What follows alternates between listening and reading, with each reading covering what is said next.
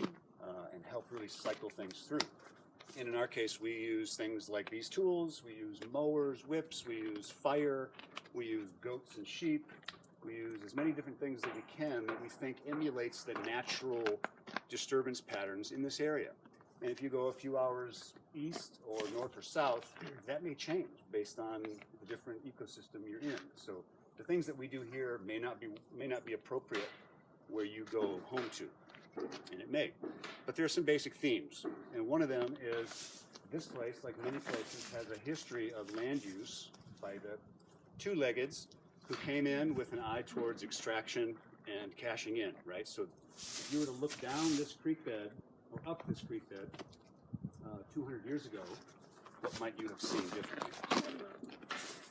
Some monster redwoods. What else? Anyone know what main tree species that is? Bay. Yeah, California bay. So you see a lot of one kind of tree. And that's something you see often in a heavily disturbed area where then it gets ignored. They cut their trees, they got what they wanted, took it to the bank, and they just turned around and left, and all of a sudden there's all of these pioneer species left over, and the ones who can fill the gap quicker get to take over.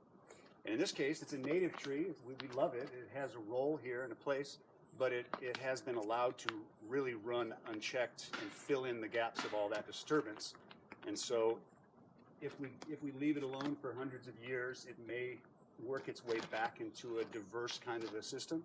Or there are things that we can do right now to push the lever a little bit and tilt the process, accelerate it to speed up that successionary process.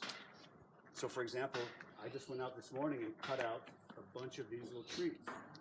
And many of these, quote, trees are actually stems of a multi-stem singular tree root system. You see where like that used to be one tree, but it was cut, and now there's 1, 2, 3, 4, 5, 6, 7, 8, 9, 10 stems coming up, which is basically one tree, many stems.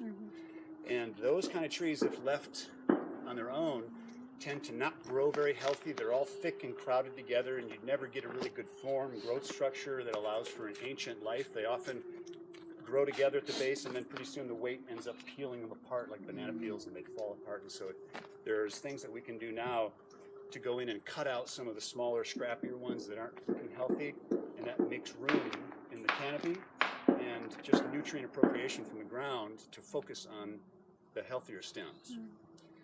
And then going into a forest system, we were advised that a lot of times people will get their land and they go in and they just make a ton of moves really quick with a chainsaw, and all of a sudden they've created another kind of problem that they hadn't anticipated before. Maybe the problem's even worse than the first problem they thought they had. And so repeated entries. You go in and you cut out just a small percentage of the stems, and you sit back for 5 years. Watch it. What happened? Did something good happen? If it did, do more of that. Did something else bad jump in that you didn't anticipate? Okay, make a change. That kind of adaptive management. So you do repeat entries. Like every 5 years, we would come in, and we've maybe done 2 or 3 now. This is probably the 3rd entry, and we'll clean this up today, basically. And then in 5 years, we'll look at it again and see how it's going. Now, one of the reasons to drop these stems also is to open up light gaps in the canopy. You look up there, and it's kind of a tight canopy. There's not a lot of light getting down, and you've been in an ancient forest. Think in your minds like the most ancient forest system you've been in. There's levels of the forest. There's the upper emergent trees, there's the upper canopy, there's the mid canopy, lower canopy, there's the shrub layer, there's the vine layer, there's the herbaceous layer, there's the bulb layer. There's like lots of diversity in the structure, just the form, let alone the diversity of species. And so right now it's mostly all bay trees. So years ago, the first time we did it, you couldn't really even see up in here. You certainly couldn't walk. It was all poison oak and blackberry. And so we spent a lot of time cleaning that up and then planting elderberry, mugwort, salmonberry, thimbleberry, osoberry, elderberry, maple, alder, lots of other little species that we would find in a riparian corridor like this. Riparian just means by a creek or a river. So we're trying to jumpstart the recovery process by introducing the kinds of plants that would have been here in the first place. That makes sense? Yeah. When you say the recovery process, what is your end goal vision? Like if you, when you come into that, what you said with the blackberries and everything, what's the end vision? Where are you striving to get to? Great question. I'll answer first in just a general way. One of the great things to do wherever you are is to go find what's called a reference ecosystem. It's a place nearby that you can go into and see real biological diversity, real old trees, old systems that have been going on for a long time. Because how do you know? How do you know what you're working towards? A lot of people don't. We don't know all the time. We just get a gut feeling like we should cut these trees out. But having a sense of where you're going is really good. So we've been around the county a lot and have seen other creek systems that are healthy and functioning, and have tried to, make a list of all those elements. And what would it have, and then how do we get there? So that's right. Kind of having a goal-oriented pursuit. Is there that thing of the man kind of ideal, like I want to go in and sculpt this for my needs, versus listening to what she is about and then understanding the innate nature of where she came from and then championing a support system where she can be encouraged to return to that. Yeah. Yes, absolutely.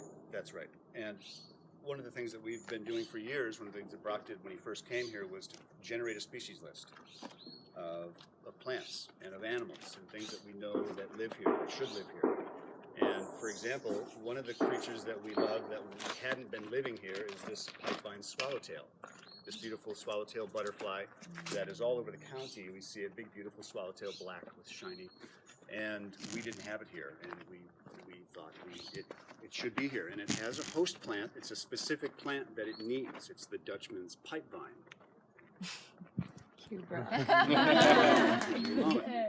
so by simply identifying that there was a native animal that used to live here, probably lived here for sure, and doesn't live here anymore, and we knew what plant it needed, we could just make a move quick and introduce that plant, and now we've got a self-sustained population of butterflies that live here now. And Brock's even got the biggest population on his back deck. So that's the first thing, is you want to do like a full historical investigation on that whole breadcrumb trail, really.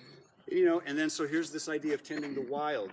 There's kind of a continuum of ways of thinking about wildlands, and the academia, science folks are thinking about species lists and prescriptions for restoration, and they're thinking about processes and ecological services, but then you work with a lot of the native groups who are still having a hand in the land, and they're talking about relationship. That like the butterfly has a relationship with that plant, and they don't really care about a scientific name. They just know that this butterfly needs that plant, and so there's a relationship that needs repairing. And so mending relationships is kind of another way to think about restoring ecosystem. That makes sense?